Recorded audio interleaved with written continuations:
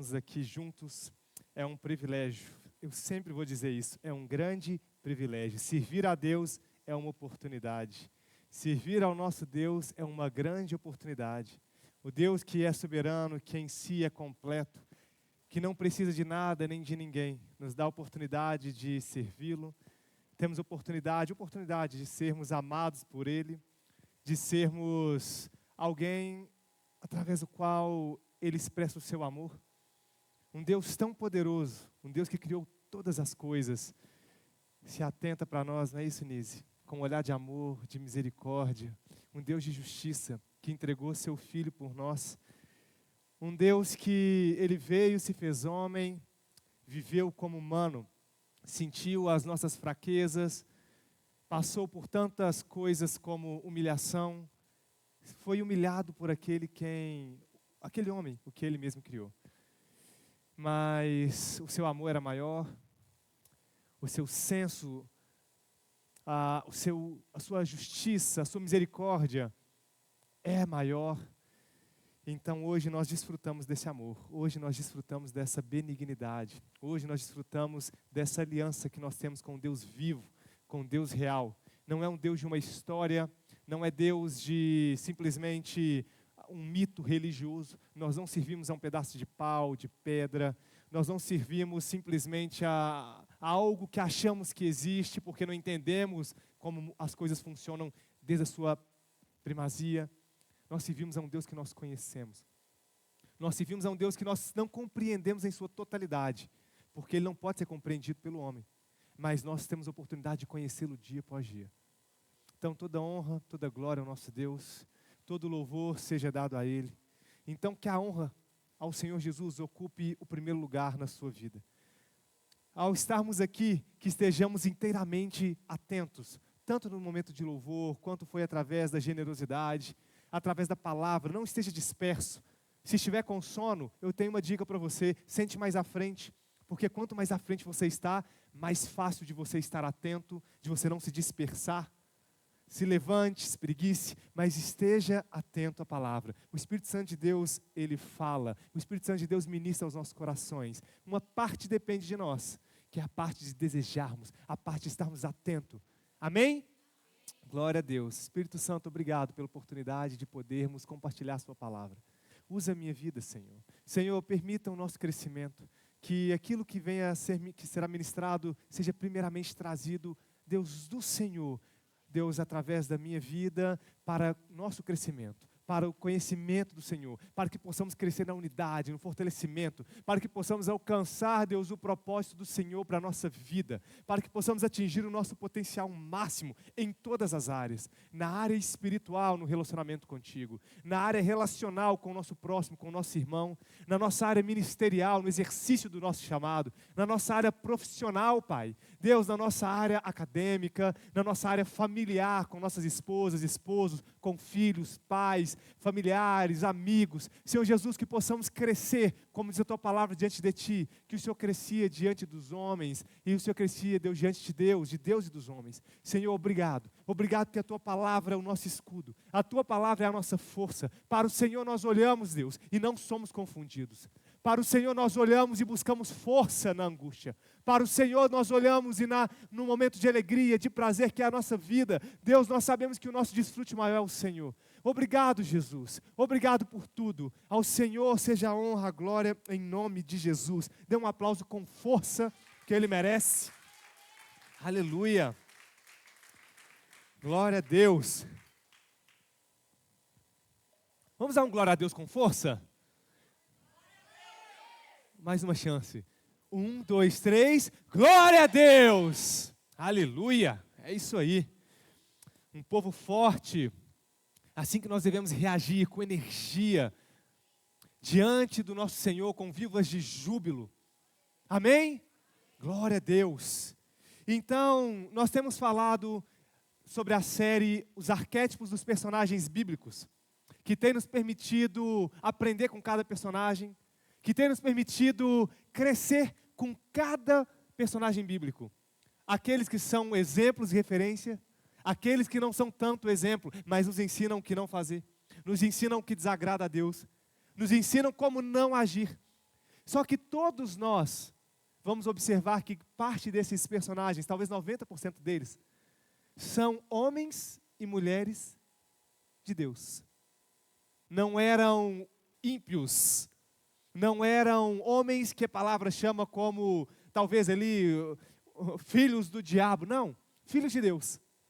Então, ao olharmos para esses arquétipos, que nós não possamos simplesmente olhar e falar assim, povo rebelde, esse povo, tá vendo esse povo que saiu do Egito para a terra prometida, que povo rebelde, que povo reclamão. E aí você olha para eles, não é isso, Célia? E às vezes não olha para a própria vida. Então, o intuito é que você seja ministrado pela palavra de Deus. O intuito é que a palavra, que é poder, que é vida, ilumine os seus caminhos e a sua vida. Como o salmista diz, lâmpada para os meus pés é a tua palavra. Então, o intuito de cada um desses estudos não é simplesmente para que você fale, olha só, fulano de tal era assim, mas fez assado. Não, é para que você olhe para aquilo e você olhe para você mesmo e fale, será que eu estou agindo igual a esse homem? Será que eu estou agindo igual a essa mulher? Homens e mulheres de Deus, será que eu estou incorrendo no mesmo erro que ele? O que eu posso fazer para conseguir desfrutar de uma intimidade como Davi, o rei Davi? O que eu posso fazer para que eu alcance a sabedoria assim como Salomão? O que eu posso fazer para que assim como Samuel, eu seja um homem através do qual Deus me ministre um sonho, unção para até mesmo levantar líderes, reis? O que eu preciso fazer? Então, quando você começa a estudar esse padrão comportamental, você consegue dirigir a sua vida. A palavra fala que o Senhor Jesus, Ele governa sobre tudo e sobre todos. Só que na nossa mão, na analogia de um barco, nós temos um leme. E esse leme não cabe ao Espírito Santo de Deus pegar e remar para você. O leme cabe a cada um de nós. Por isso essa direção cabe a cada um de nós. O governo, a Ele. A soberania, a Ele. Não é isso, Sônia? Mas o leme, a nós. Amém? Glória a Deus. Então, hoje nós falaremos sobre o arquétipo de Jonas. O livro de Jonas está ali nos livros dos profetas, está ali entre Obadias, Oséias, se você quiser abrir, antes de Miqueias. E o profeta Jonas, um homem que ouvia claramente a voz de Deus, um homem que era temente ao Senhor, um homem que era reconhecido pelo povo de Israel como um profeta. O arquétipo dele nos mostra alguns pontos interessantes. Então, nós vamos entender algumas características no perfil de Jonas, como característica de fuga do propósito. Ao mesmo tempo, uma pessoa que ouve a Deus tão claramente, mas que contende com Deus constantemente. E eu quero que você abra em Jonas, no capítulo 1. Jonas tem apenas 4 capítulos. Se você talvez diz que nunca leu um livro da Bíblia inteira, te convido a ler Jonas. Você lê em 5 minutos. Bate a sua meta do dia. Brincadeira, né? Misericórdia. Então, Jonas capítulo 1 diz assim: a palavra do Senhor veio a Jonas, filho de Amitai, com esta ordem: vá depressa à grande cidade de Nínive e pregue contra ela, porque a sua maldade subiu até a minha presença. Mas Jonas fugiu da presença do Senhor, dirigindo-se para Tarsis. Deus mandou ele ir para Nínive, e ele fugiu para Tarsis, ele foi para a Espanha. Então, desceu à cidade de Jope, onde encontrou um navio que se destinava àquele porto. Depois de pagar a passagem, embarcou para Tarsis, para fugir do Senhor. O Senhor, porém, fez soprar um forte vento sobre o mar, e caiu uma tempestade tão violenta que o barco ameaçava arrebentar-se. Todos os marinheiros ficaram com medo, e cada um clamava ao seu próprio Deus, e atiraram as cargas ao mar, para tornar o navio mais leve. Enquanto isso, Jonas, que tinha descido ao porão e se deitara, dormia profundamente.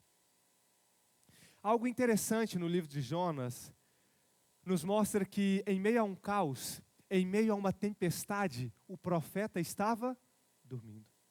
Quando você observa nos versículos anteriores, a palavra fala que os homens, eles começaram a clamar aos seus deuses. Eles começaram a clamar, a orar, a buscar socorro. E aquele que tinha resposta, o profeta, aquele que ouvia a voz do único e do verdadeiro Deus, ele estava dormindo. Isso já nos mostra algo. Quantos nos dias de hoje, é um dia em que vivemos uma guerra espiritual tão intensa.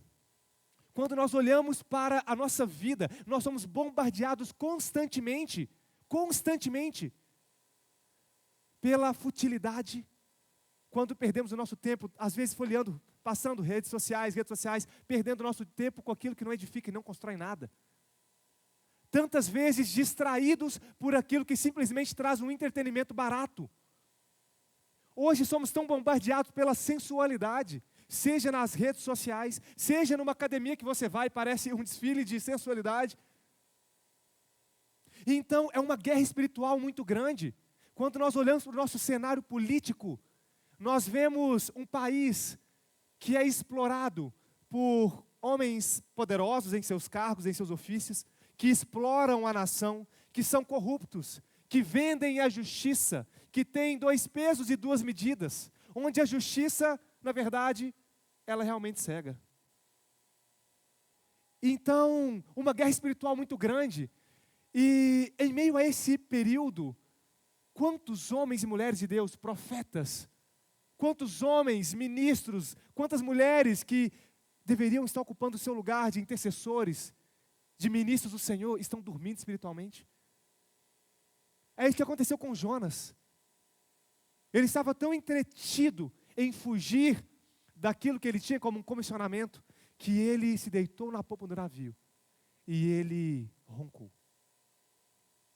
Como que em meio a uma tempestade, ele não acordou. Só que ao invés de olhar para Jonas, olhe para si.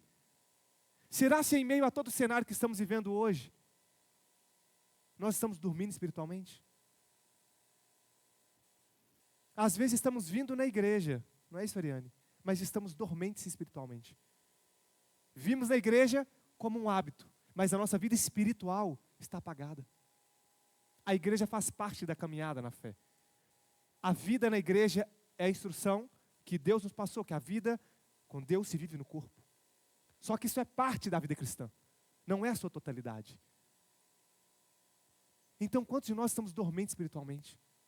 Trabalhando, pagando as nossas contas, nos empenhando para cumprir as nossas obrigações, os nossos deveres, mas espiritualmente apagados. Saímos, nos divertimos, compramos aquilo que queremos, comemos, como diz o livro de Eclesiastes. Que coisa boa e gostosa e maravilhosa é desfrutar daquilo que você trabalha e você poder se alegrar, beber, comer, se divertir com o fruto do seu trabalho. Isso é um prazer, isso é um presente, isso é uma dádiva. Quantos estão no hospital sem condição disso? Quantos hoje enfrentam situações tão terríveis financeiramente, junto com questões de saúde e família, que estão impossibilitados? Então, isso é um presente. E quantos têm deixado que o presente ocupe o lugar do presenteador? Quantos têm deixado que o presente ocupe o lugar? E estão dormentes espirituais. Quantos no exercício do seu ministério estão dormentes espiritualmente? Porque se tornou algo tão mecânico que ele se esqueceu de ser alimentado, de alimentar a chama todo dia. O bispo falou hoje pela manhã, quantos pastores talvez estão em cima do altar, talvez não, estão em cima do altar, mas não têm vida de oração. Só que têm o conhecimento da palavra. Então ministram com eloquência, mas estão vazios.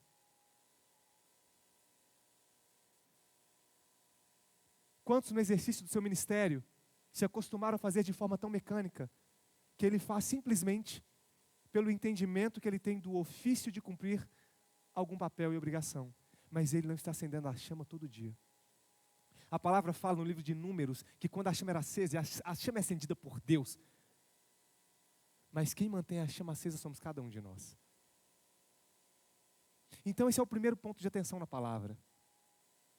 Em meio à tempestade que vivemos hoje, quantos estamos dormentes, estamos paralisados espiritualmente? Então, Ao analisar o livro de Jonas, quando ouvimos o nome Jonas, a nossa mente imediatamente evoca a imagem de um homem rebelde, de um profeta, mas rebelde, engolido por um grande peixe. Sim ou não? No entanto, a Bíblia nos apresenta um personagem muito mais complexo do que um mero sobrevivente a um naufrágio.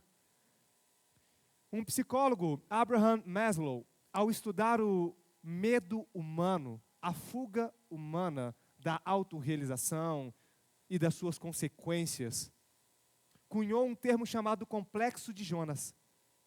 A fuga do próprio destino e a sabotagem dos próprios deveres. A pessoa que se auto-sabota o tempo inteiro.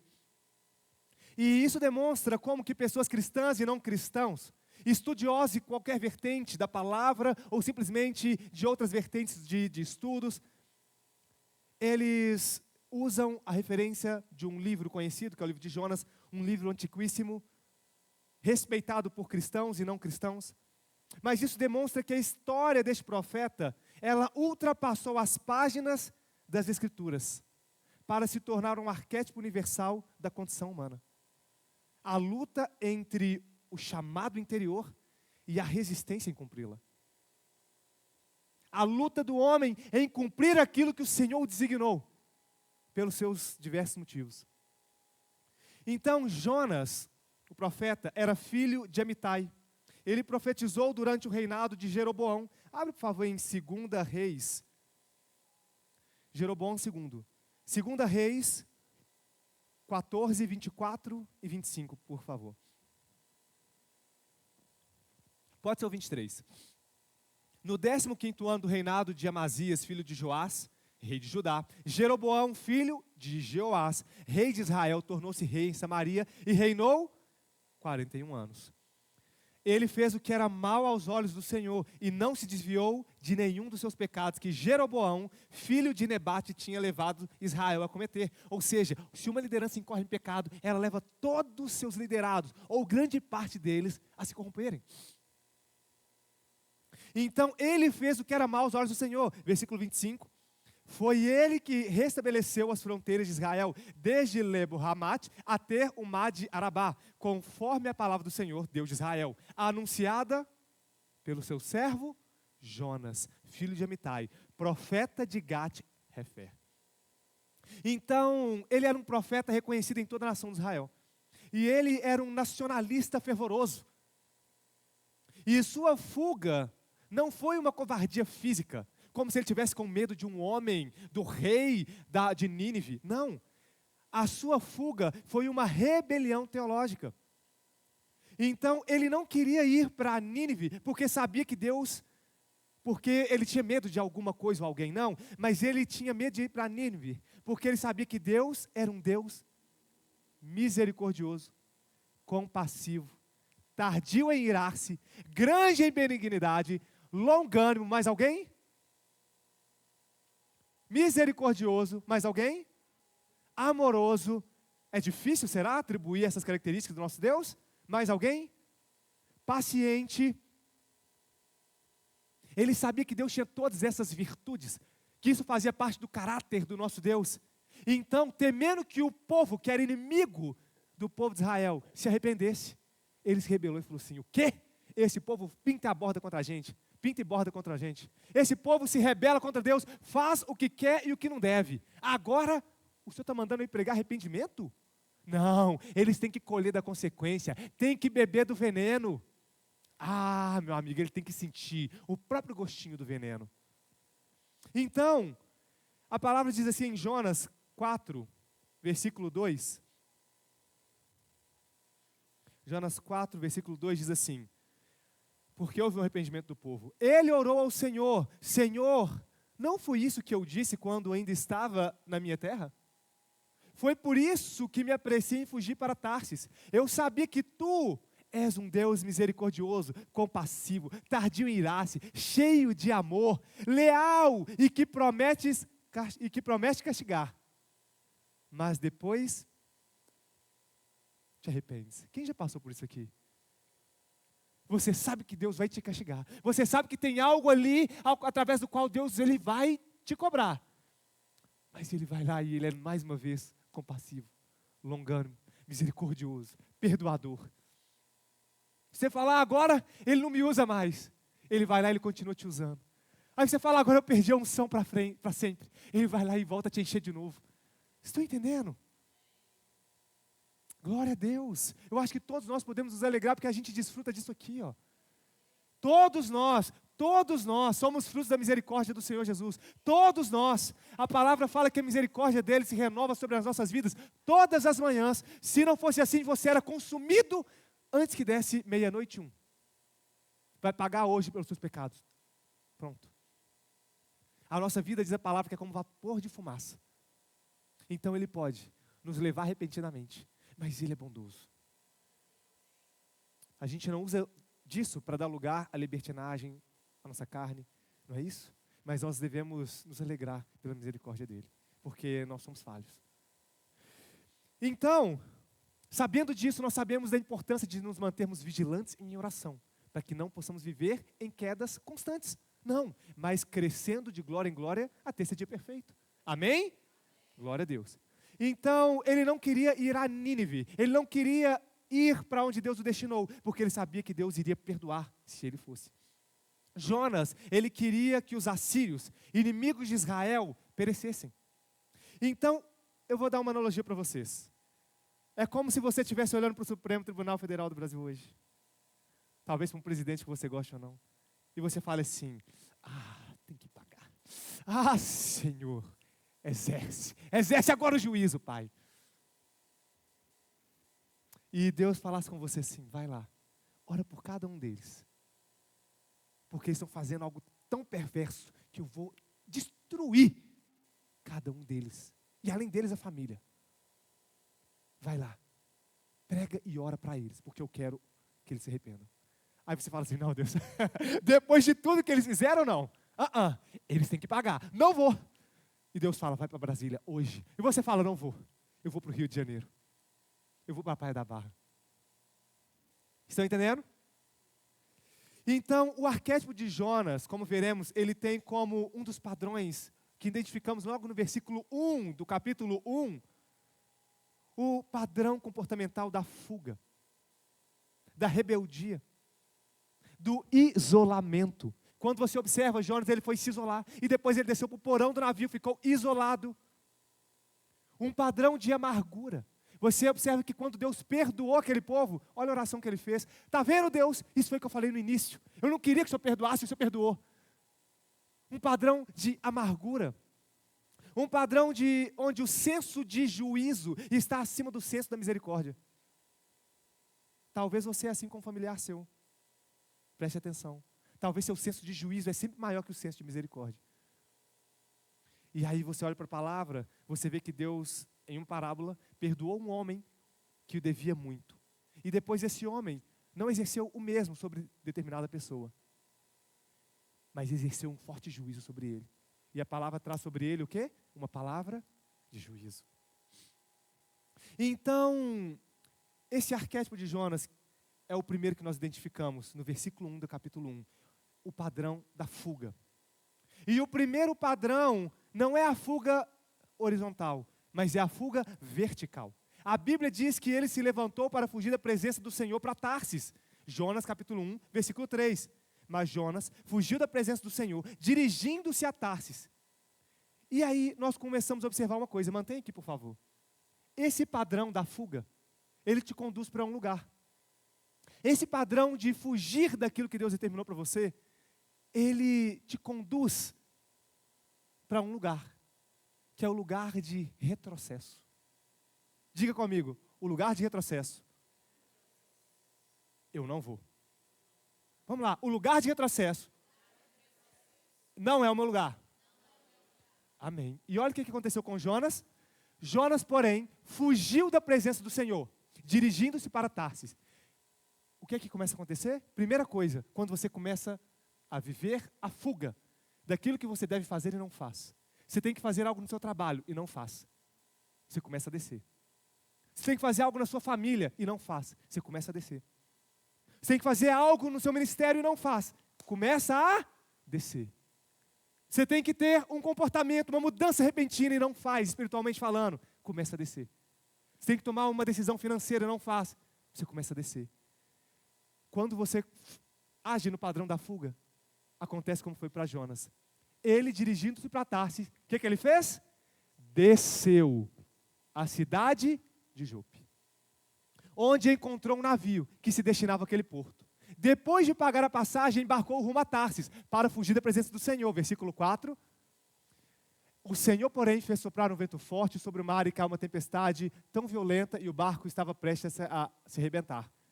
Todos os marinheiros ficaram com medo, e cada um chamava o seu próprio Deus. Atiraram as cargas ao mar para tornar o navio mais leve. Enquanto isso, Jonas, que tinha descido ao porão. Primeira coisa, ele desceu para o porto de Jope. Logo depois, ele desceu para o porão. E se deitara e dormia profundamente. E logo após isso, quando ele é lançado em alto mar, a palavra fala que ele desceu ao profundo. Desceu ao abismo, na barriga do peixe. Quando você entra na rota de colisão com Deus, no padrão comportamental de Jonas, que muitos de nós vivemos em algumas áreas da nossa vida, ou vivíamos, nós começamos a viver retrocessos. Você começa a descer, descer, descer, e isso é um padrão. É um resultado oriundo de um padrão comportamental. Então, ele desce a Jope, ele desce ao porão, e ele desce à profundeza. Logo, nós começamos a entender que essa característica de rebeldia religiosa, ele recebeu uma ordem clara de vai, mas ele escolheu o caminho contrário. E não foi falta de fé, porque Jonas tinha intimidade com Deus, mas fruto de desobediência deliberada, escolhida, decidida. Então, a autossabotagem faz parte de muitos cristãos hoje, que sabem o que devem fazer e não fazem. Sabem que devem orar, mas não ora, porque às vezes acha chato, porque às vezes esconde através das suas desculpas, falando, eu não tenho tempo. E aí eu te pergunto, Deus, ele demanda o que para si, Pedro? A primazia, o primeiro lugar, o lugar de honra é dele. Então, se você não tem tempo para Deus, quer dizer que ele não é o mais importante na sua vida. Não é verdade, seu Geraldo? Isso não é um achismo. Se você não tem tempo para ele, ele não é o seu primeiro lugar. Deus não duvidava do coração de Abraão, mas ele nos deixou um exemplo através da vida de Abraão. E ele fez essa prova com Abraão. Me entrega seu filho. Deixa eu ver o que está no seu primeiro lugar. É alguém que eu te dei? Que é seu próprio filho, do seu próprio sangue? Ou sou eu ainda o seu primeiro lugar? Quando você deixa para orar no seu horário de maior cansaço, no seu horário de maior dificuldade, talvez pelas demandas do dia a dia, sabe o que isso quer dizer? Que o primeiro horário de maior importância, talvez você dedique ao seu trabalho. Porque ele é mais importante que Deus. Talvez o primeiro horário tenha sido dedicado à academia. E o cuidado com o corpo, que é importante, tem sido mais importante do que a vida com Deus. Que é a intimidade com o Senhor Jesus. Eu estou falando isso para quem não tem conseguido orar, colocando as desculpas no tempo que lhe é escasso. O tempo hoje é escasso para todos. Mas é por isso que eu estava refletindo, conversando com um pastor, e a gente estava falando da seguinte forma: a graça, ela é de graça naquilo que o homem não pode pagar. A graça é de graça na sua salvação. Não existe nada que você poderia fazer que compre o sangue do Cristo, do único Deus. Não é isso? Aquele que te criou, o que compraria isso? Nada.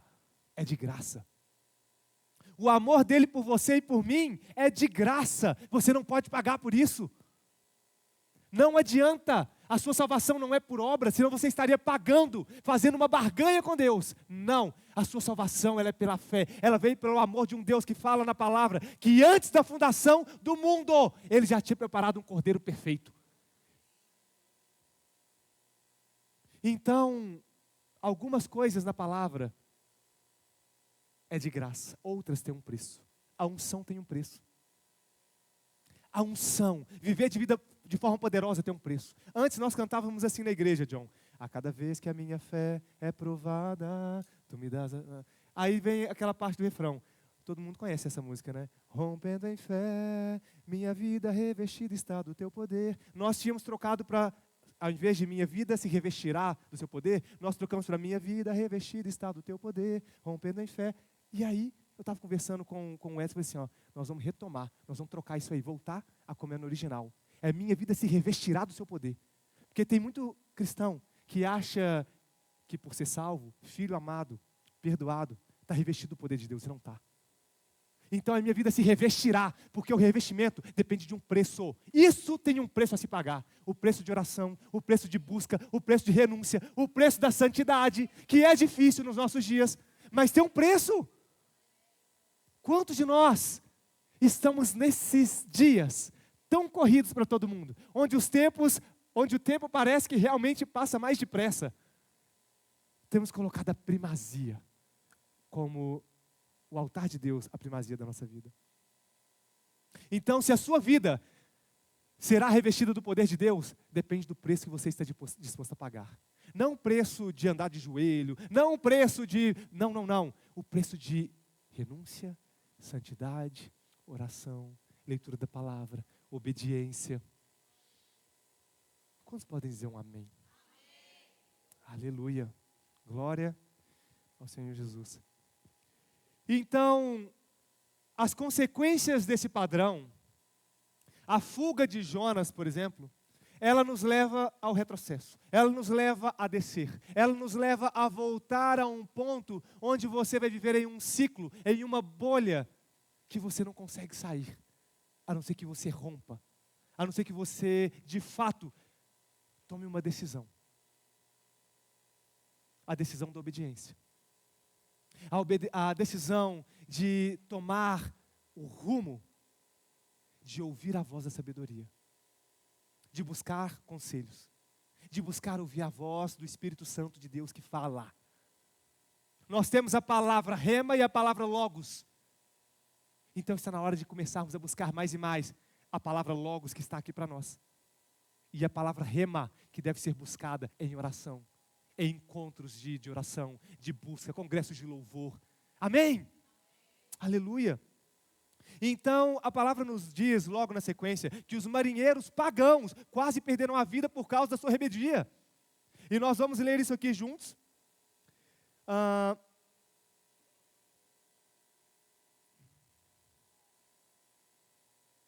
A palavra diz assim, no livro de Jonas 1, no versículo 7. Isso. Diz assim: então cada marinheiro disse ao seu companheiro: vamos lançar sortes para descobrir quem é o responsável por essa desgraça que se abateu sobre nós. Lançaremos sorte, e a sorte caiu sobre Jonas. Só que quando a gente para olhar no versículo anterior, a palavra fala assim, que o versículo 5, todos os marinheiros ficaram com medo, e cada um clamava ao seu próprio Deus, e atiraram as cargas ao mar, para tornar o navio mais leve. Enquanto isso, Jonas, que tinha descido ao porão e se deitara, dormia profundamente. Aqui está o segundo ponto. Quando você é um Jonas, ou você carrega um Jonas dentro do barco com você, você começa a perder aquilo que você conquistou. É importante que nós tenhamos um entendimento geral, que naquela época não tinha todas as facilidades que temos hoje. Naquela época não existia carros, né, como temos os automóveis hoje. Não existiam aviões. Não existiam navios como temos hoje na nossa tecnologia. Não tinha a internet como possuímos. Então, muitas vezes, esses homens que trabalhavam, homens e mulheres, iam viajando, trabalhavam às vezes por semanas ou meses e voltavam com o fruto do seu trabalho. Você vê no livro de Provérbios que aquelas mulheres que ficavam ali seduzindo aqueles homens que passavam diante da sua porta, elas falavam: vejam, o meu marido foi trabalhar, ele está longe em viagem e só retornará depois de tal lua ou de tal semana. Por quê? Eram dias e dias, andando e andando. A palavra fala que Jonas, quando foi pregar ao povo de Nínive, ele andou 3 dias até chegar à capital de Nínive. 3 dias. Então você andava a pé, com o seu cavalo carregando as cargas. Às vezes você montava num jumento. Consegue entender? E então, a palavra nos mostra algo muito interessante. A palavra nos permite entender que aqueles homens estavam voltando com suas cargas no navio. Mercadorias talvez de semanas ou meses. Imagina trabalhando, Pedro, 1, 2, 3 meses. E porque uma pessoa errada está no mesmo barco que você perde tudo. Então, quando você tem um Jonas no navio, no barco, você começa a perder aquilo que você realizou. A palavra fala que as más conversações corrompem os bons costumes. O homem iracundo, não andes com ele, porque ele vai te tornar igual a ele. Ele vai te tornar igual a ele. Então, existe um ponto. Teve uma vez que eu estava conversando com um amigo, e eu sempre chamava ele, fulano, vamos sair de tal situação. Fulano, vamos fazer tal coisa. Cidadão, deixa isso de lado. E eu chamava ele constantemente, entende, Gislaine? Constantemente, ciclano, sai disso aqui, larga tal coisa. Aí uma vez minha avó falou comigo, falou assim, Davi, você está andando muito com fulano. Todo mundo ama ele, você sabe o tanto que eu gosto dele, o pai dele, a gente tem um carinho por ele, mas ele não quer mudar, para de ficar andando com ele. Aí eu, vó, mas ele é um amigo, nossa, eu amo a vida dele demais, é um irmão, aquilo, tal. E aí, depois chegou minha mãe, ô Davi, você sabe o carinho que a gente tem, mas a gente fala, não quer mudar, continua andando assim com ele. Se precisar de alguma coisa, você atende, mas cuidado, filho, com quem você está andando, pode influenciar. E eu, mas mãe... Até que eu tomei uma decisão. Aí eu chamei esse amigo e falei, fulano, quantas vezes eu tenho te chamado para a gente, sabe, pra você sair, deixar de lado esse estilo de vida, de conduta, mas você não quer. Então, a partir de hoje, eu estou me afastando de você. E eu falei porque era um amigo, porque se não fosse, eu só me afastaria. E a gente ficou praticamente 1 ano, sem quase conversar, e depois ele me procurou, agradecendo por isso. E a gente retomou ali depois de novo, porque não acabou a amizade. Simplesmente, eu tive que tomar uma decisão que a palavra me ensina. Senão eu começo a perder aquilo que eu mesmo conquistei. É como foi com Abraão e Ló. Enquanto Ló não se afastou da vida dele, Deus não apontou para ele. É aí. Esse é o lugar que eu tenho para você. Consegue compreender? Então, nós precisamos avaliar a nossa vida. Nós precisamos avaliar quem está andando conosco. Logo, quando um líder ou um ungido foge do seu propósito, aqueles que estão ao seu redor sofrem junto com ele. Eu já fui um Jonas.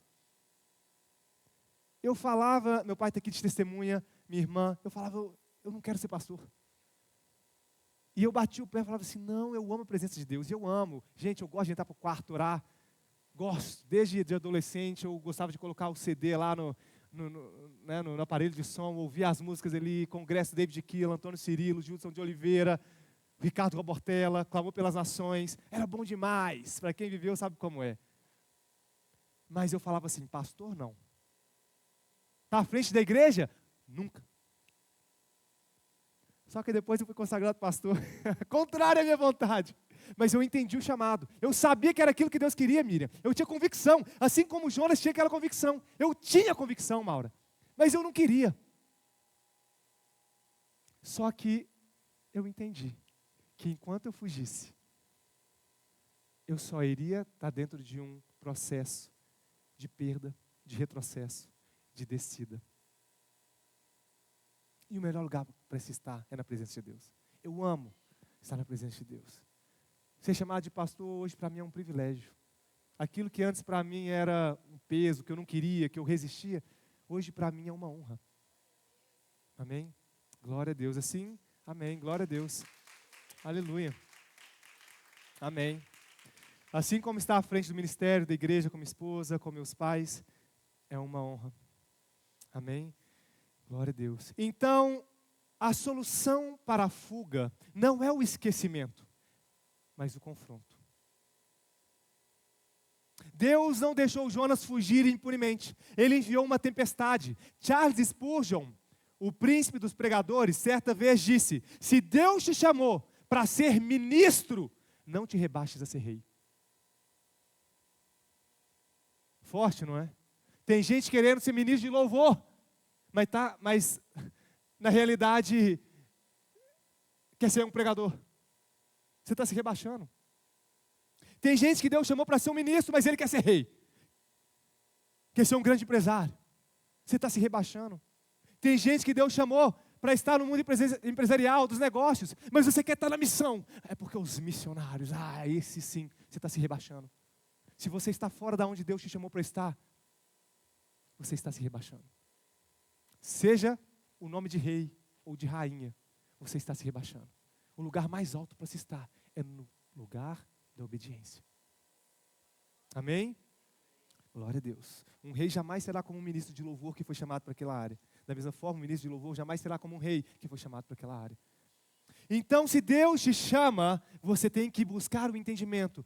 Para onde é? Em qual área? Como Ele quer me usar? Se você sabe que dentro da sua casa você tem algo a fazer, que não precisa nem de Deus falar, você já sabe que é um papel seu dentro daquele contexto, meu irmão, para de resistir, faça. Então a solução veio quando Jonas, no ventre do peixe, entendeu que a salvação, ela vem do Senhor. Jonas 2,9 diz assim, eu vou pegar um pouco antes na realidade, vou pegar do versículo 1, do capítulo 1, versículo 15, 16, e depois eu vou seguir do 2 em diante. 1,16, diz assim, ao verem isso, os homens adoraram ao Senhor com temor. Eles fizeram o quê? Lançaram sorte, a sorte caiu em Jonas. Quando chegará Jonas, viram aquele cara dormindo em meio à tempestade e falaram assim, what? O que está acontecendo? E aí, Jonas falou com ele, olha, o meu Deus é o Deus criador dos céus e da terra, eu pequei contra ele porque eu estou na direção oposta. E eles, então o que a gente deve fazer? Se isso tudo é culpa sua, ele me joga ao mar. E a palavra fala que eles ficaram com medo, entende, Keila? De jogarem ele ao mar, porque, poxa, se um Deus está furioso por causa desse homem, quem sou eu vou pegar ele e jogar no mar? Só que Jonas falou assim, não, faça isso. E aí eles, meu Deus, jogaram ele no mar. E a palavra diz que o mar se acalmou, a tempestade se abrandou.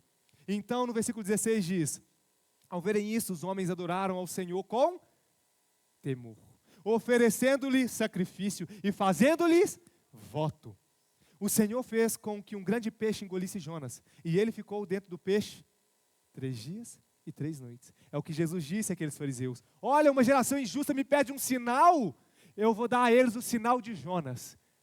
3 dias e 3 noites, não é isso? Então, glória a Deus, é maravilhoso demais. Eu falei isso, já lembrei do teatro que está sendo feito aqui com esse contexto da ressurreição.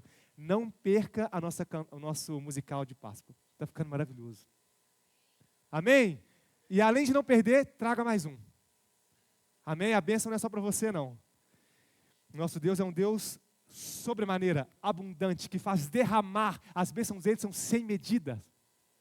Então, medida recalcada, sacudida e transbordante. Glória a Deus.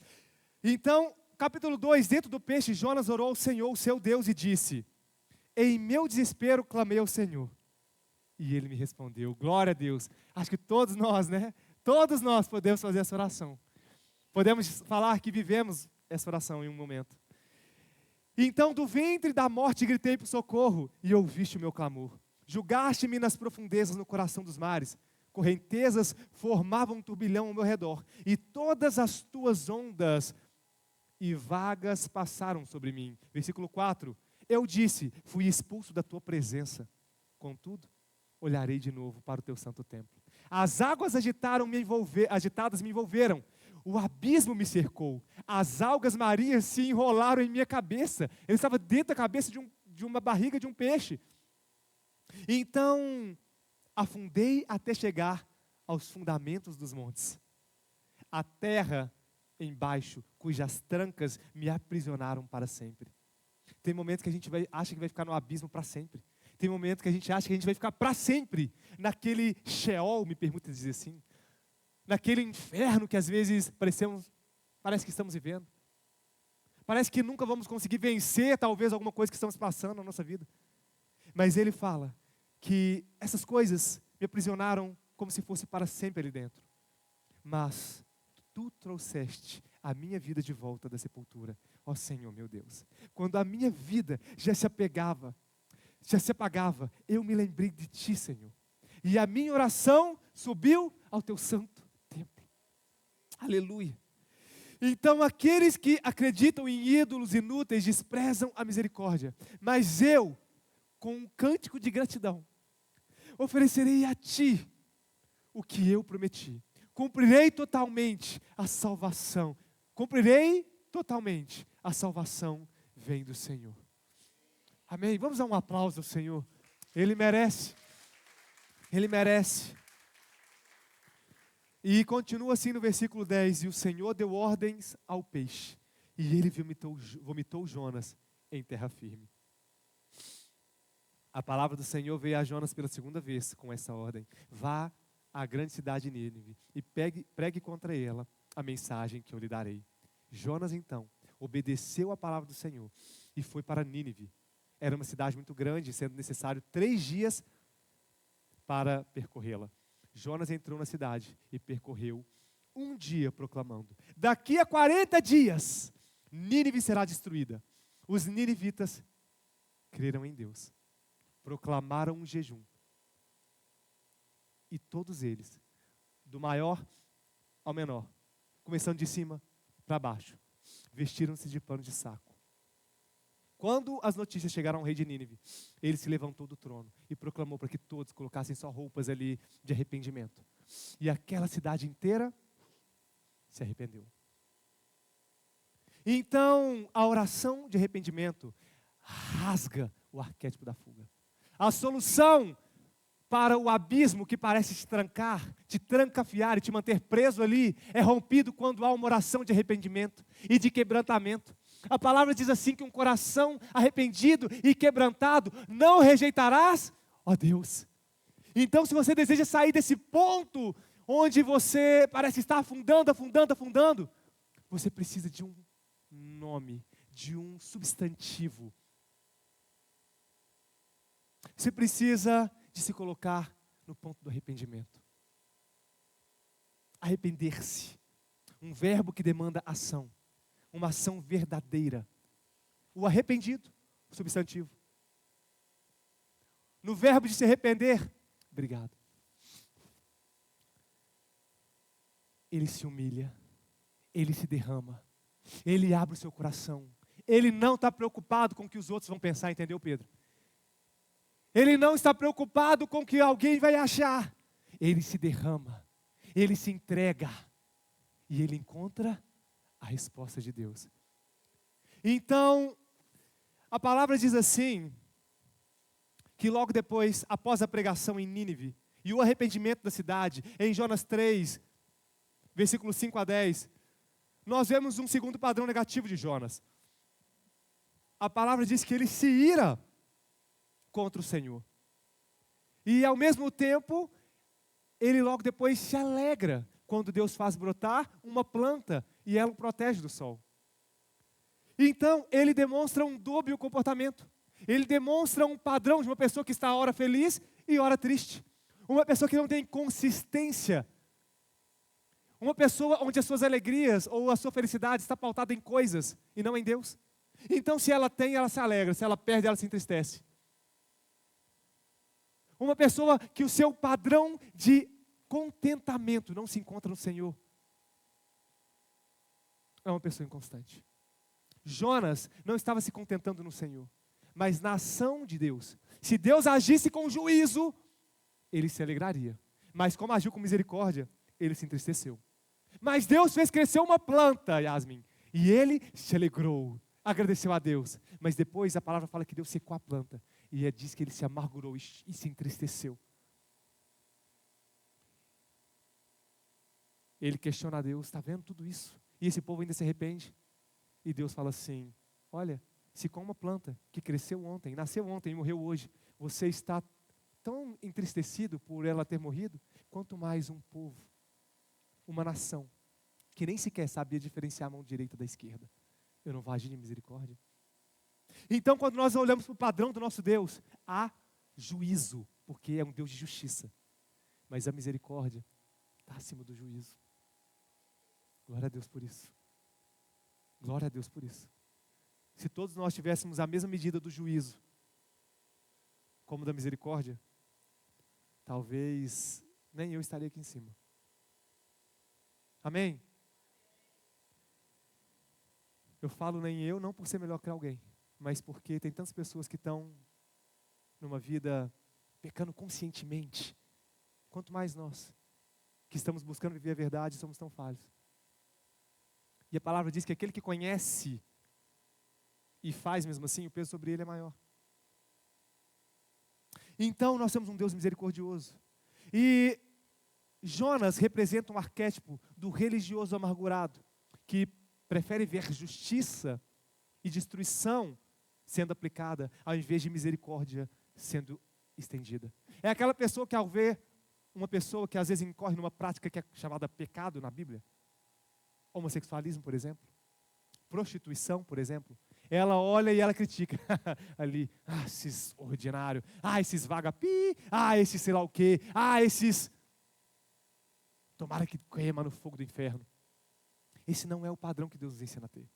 Esse padrão de Jonas não é o padrão que a Bíblia nos traz como referência, mas Deus confronta esse padrão. É aquele que quer o juízo primeiro, tomara que queima no fogo do inferno. Tomara que bate o carro e morre. Tomara que perde o emprego. Tomara que a empresa quebre. Ele fez isso comigo, agora tem que pagar. Esse padrão, esse arquétipo, não pode fazer parte de um filho, de uma filha de Deus. Então, ele perseverou. Ele obedeceu, mas demonstrou grande amargura a haver o arrependimento. Então, é muito interessante que ele tinha um preconceito nacionalista. Ele amava mais a sua reputação de profeta e aquilo sobre o povo dele, do que o mesmo sendo estabelecido por um povo que era inimigo do povo de Israel. Ele tinha consigo também um pouco do egocentrismo. Ele se importou mais com a planta que lhe dava sombra do que com 120 mil pessoas que não sabiam, conforme a palavra, discernir a mão direita da esquerda. A perspectiva do Talmud, o Midrash, eles ensinam que Jonas entrou no peixe como um homem comum e saiu como um penitente. Contudo, o Talmud ele diz assim, que ele critica a atitude de Jonas, e eles dizem, inclusive, que Jonas ele tem essa característica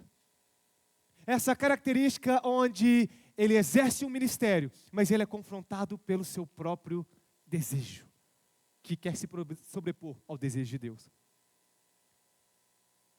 Jonas, segundo os israelitas, os judeus, ele traz o ensinamento do Teshuvá, que é o arrependimento. Eles apontam que Jonas, ao ver a misericórdia divina, deveria ter entendido que o propósito da profecia não é apenas condenar, mas restaurar. Amém? Então a solução bíblica para esse arquétipo, a solução bíblica para esse contexto, ela vem através do arrependimento. Ela vem através do ponto de inflexão chamado arrependimento. Se humilhar diante de Deus. Agostinho de Hipona, em suas reflexões, argumentava que Deus ama a cada um de nós como se fôssemos e somos a única pessoa do mundo. E ama a todos como a primeira. Se Deus teve compaixão de Nínive, uma cidade pagã, quanto maior sua compaixão por nós? Ou não? É uma compaixão igual. Amém? Então nosso Deus, Ele não nos trata de forma a preferir um do que a outros. Mas Ele tem relacionamentos diferentes com cada um de nós. Alguns o buscam mais e têm mais de Deus. Outros estão tão envolvidos nas coisas dessa terra e têm se distanciado do Senhor. Então, a nossa oração é para que a gente alcance o ponto do arrependimento, da autoavaliação, da misericórdia, do juízo sim de Deus, porém da obediência em primeiro lugar. Que cada um de nós possamos ser autênticos sim, mas saber colocar a nossa vontade por debaixo da vontade de Deus. Que cada um de nós possamos hoje tomar uma decisão de avaliar se está havendo em nossa vida algum ponto onde estamos sendo resistentes, onde estamos retrocedendo, se temos algum Jonas em nosso barco, alguma pessoa que esteja em desobediência. Porque para todos nós a palavra diz assim, que Deus tem um propósito de nos fazer prosperar. E prosperar é um conceito que aborda muito além de dinheiro. Aborda uma vida plena. Aborda uma família onde Deus é o Senhor. Aborda uma vida cheia do Espírito Santo. Uma pessoa próspera, ela é cheia do Espírito Santo. Porque ela entende que a maior riqueza está em Deus e não nas coisas. Uma pessoa próspera, Deus a prospera em seus negócios. Porque ela tem muitas vezes a função de ser um abençoador do ministério. Então se coloque de pé, por favor.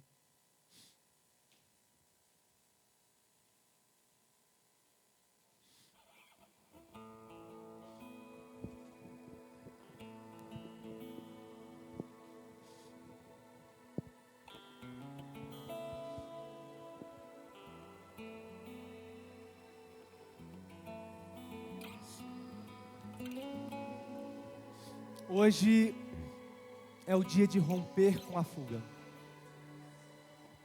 A fuga de voltar para o primeiro amor. Ah, não, isso demanda largar aquilo que eu já me acostumei. Isso demanda largar a vida que eu tenho levado. Não é isso? Mas hoje é dia de voltar ao arrependimento. Hoje é dia de voltar ao primeiro amor.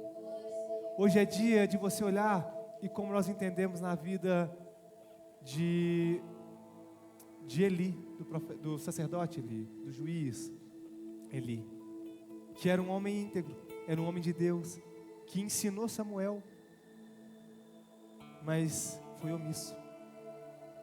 Então às vezes você nem está vivendo o pecado não, mas está vivendo em omissão. Hoje é dia de tomar a decisão naquilo que você tem sido omisso. Amém. Hoje é dia de decidir subir ao invés de descer. Subir para o lugar mais alto da intimidade, da vida de quebrantamento, da busca pela intimidade e o conhecimento do nosso Deus. Amém? Aleluia.